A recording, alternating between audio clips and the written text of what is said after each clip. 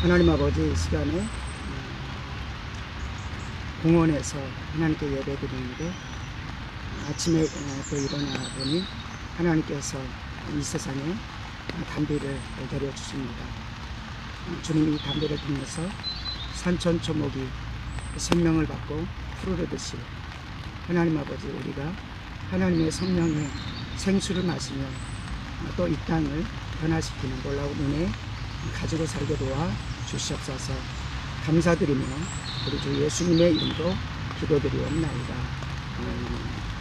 하나님의 말씀은 고린도전서 7장 1절부터 24절 제가 대독해 올리도록 하겠습니다. 너희가 쓴 문제에 대하여 말하면 남자가 여자를 가까이 아니하니 좋으나 음행을 피하기 위하여 남자마다 자기 아내를 두고 여자마다 자기의 남편을 두라.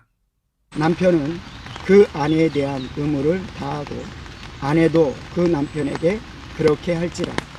아내는 자기 몸을 주장하지 못하고 오직 그 남편이 하며 남편도 그와 같이 자기 몸을 주장하지 못하고 오직 그 아내가 하나니 서로 분방하지 말라. 다만 기도할 틈을 얻기 위하여 합의상 얼마 동안은 하되 다시 합하라. 이는 너희가 절제하지 못하므로 사단이 너희를 시험하지 못하게 하려 함이라. 나는 모든 사람이 나와 같기를 원하노라. 그러나 각각 하나님께 받은 자기 은사가 있으니 이 사람은 이러하고 저 사람은 저러하니라. 내가 결혼하지 아니한 자들과 가부들에게 이르노니 나와 같이 그냥 지내는 것이 좋으니라. 만일 절제할 수 없거든 결혼하라. 정욕이 불같이 타는 것보다 결혼하는 것이 나으니라. 결혼한 자들에게 내가 명하노니 명하는 자는 내가 아니요 주시라. 여자는 남자에게서 갈라서지 말고 만일 갈라섰으면 그대로 지내든지 다시 그 남편과 화합하든지 하라. 남편도 아내를 버리지 말라. 그 나머지 사람들에게 내가 말하노니 이는 주의 명령이 아니라. 만일 어떤 형제에게 믿지 아니하는 아내가 있어 남편과 함께 살기를 좋아하거든 그를 버리지 말며 어떤 여자에게 믿지 아니하는 남편이 있어 아내와 함께 살기를 좋아하거든 그 남편을 버리지 말라. 믿지 아니하는 남편이 아내로 말미암아 거룩하게 되고 믿지 아니하는 아내가 남편으로 말미암아 거룩하게 되나니 그렇지 아니하면 너희도 너희 자녀도 깨끗하지 못하리라. 그러나 이제 거룩하니라. 혹 믿지 아니하는 자가 갈리거든 갈라지게 하라. 형제나 자매나 이런 일에 구애될 것이 없느니라. 그러나 하나님은 화평 중에서 너희를 부르셨느니라. 아내된 자여 내가 남편을 구원할는지 어찌 알 수 있으며 남편된 자여 내가 내 아내를 구원할는지 어찌 알 수 있으리요. 오직 주께서 각 사람에게 나눠주신 대로 하나님이 각각 사람을 부르신 그대로 행하라. 내가 모든 교회에서 이와 같이 명하노라. 할례자로 부르심을 받은 자가 있느냐 무할례자가 되지 말며 무할례자로 부르심을 받은 자가 있느냐 할례를 받지 말라. 할례 받는 것도 아무것도 아니요 할례 받지 않는 것도 아무것도 아니로되 오직 하나님의 계명을 지킬 따름이라. 각 사람은 부르심을 받은 그 부르심에 그대로 지내라. 내가 종으로 있을 때 부르심을 받았느냐 염려하지 말라. 그러나 내가 자유롭게 될 수 있거든 그것을 이용하여 주 안에서 부르심을 받은 자는 종이라도 주께 속한 자유인이요 또 그와 같이 자유인으로 있을 때 부르심을 받은 자는 그리스도의 종이라. 너희는 값으로 사신 것이니 사람들의 종이 되지 말라. 형제들아 너희는 각각 부르심을 받은 그대로 하나님과 함께 거하라. 아멘. 6장 마지막에서 하나님께서는 우리 몸이 그리스도의 지체가 우리 몸은 음란을 위해서 있지 않고 주님을 위해서 있다. 그러므로 우리가 음란에 속하면 내 마음이 죄를 짓는 거다. 너희 마음이, 너희 심령이 하나님의 성령의 전인 것을 너희가 알지 못하느냐. 그러므로 너는 값으로 산 것이 되었으니 그것을 하나님께 온전히 드려라. 불법의 도구로 쓰이지 말고 음란의 창고로도 쓰이지 말고 거룩함으로 하나님께 온전히 드려라. 로마서 6장 속에서 너희가 전에 불법의 종, 사단의 종이었는데 이제는 예수 그리스도의 십자가로 말미암아 다시금 대속되어지고 의의 종, 하나님의 종. 그러니 되었다가 더 중요한 게 아니라 그것도 가장 중요한 사건이죠. 그런데 그 뒤에 이제는 너가 하나님의 것이니 의지적으로 너 할 수 있으니 하나님께 드려라. 이렇게 말씀합니다. 그러면서 7장에서는 하나님께 드려야 되는데 사람에게는 음욕이 자꾸 찾아오는데 어떡하나? 결혼의 제도 가운데서는 두 가지 축복이 있습니다. 첫 번째는 하나님이 주신 함께하는 은혜죠. 가족에 함께하는 은혜. 물론 상처가 있지만 가족이기 때문에 헤어지지 않고 끝까지 자녀가 굉장히 나쁜 모습이어도 때로는 아내와 때로는 남편이 좀 부족하고 허물이 있고 병들고 이래도 책임지는 것입니다. 그것은 가족이기 때문에 저 사람 쓸모없는 거 이렇게 하지 않죠. 그렇다면 가족이 아닌 것이죠. 내가 마찬가지로 아픈데 그런 가족이 있는 거 놀라운 축복입니다. 그런데 부부를 둔 것은 또 한 가지는 만약에 결혼하지 않고 혼자 살 때 특별히 하나님으로부터 독신의 은사가 있지 않느냐. 그러니까 오늘 본문에서는 그리고 계속되어지는 본문 속에서는 혼자 사는 것도 좋다.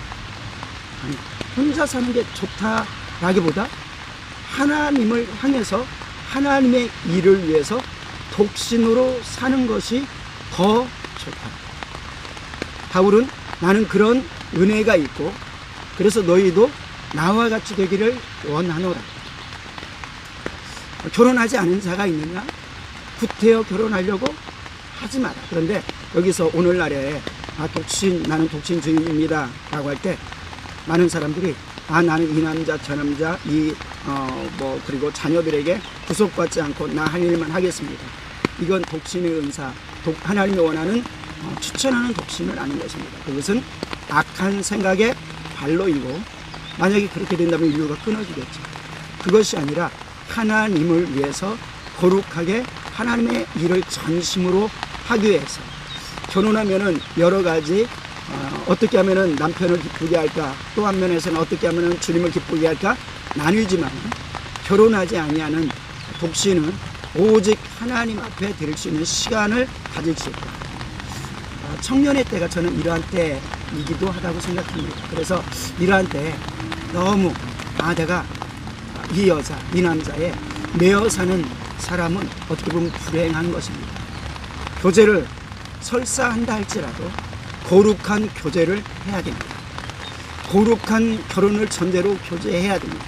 그 선을 넘는 것은 음행이요 창기와 같이 내 몸을 버리는 것이다. 성경은 세상은 어떻게 말할지라도 성경은 말하고 있는 것입니다.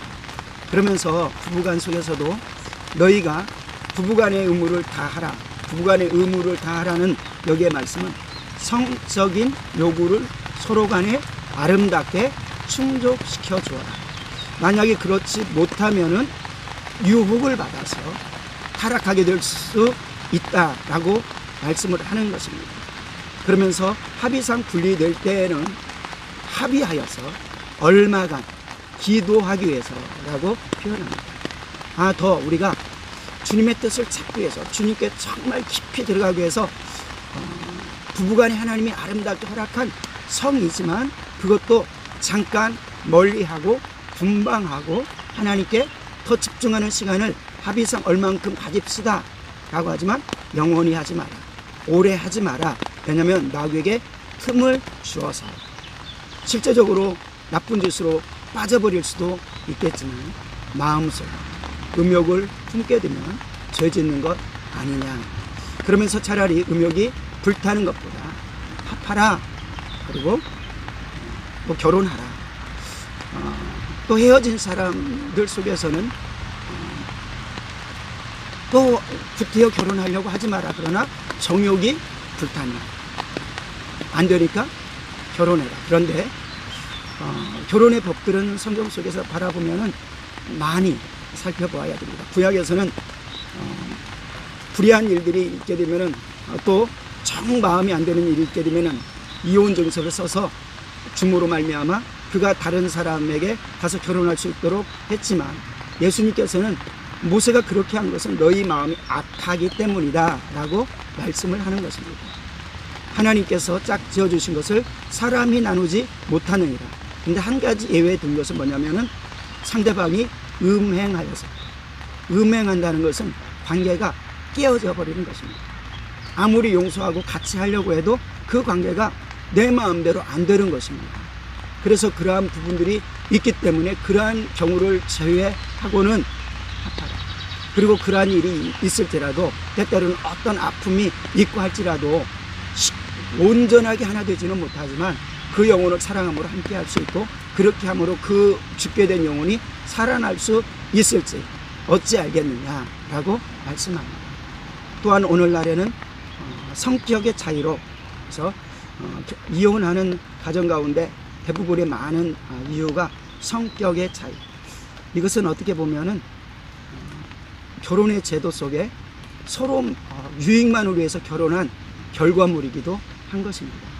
결혼은 상대방이 반쪽 부족한 부분을 내가 채워주고 그리고 나는 옳은 것 같고 항상 바른 것 같지만 또 상대방은 나의 아픔의 반쪽을 가지고 있다는 것을 기억하면서 서로를 섬기기 위하여서 해야 된다는 것입니다.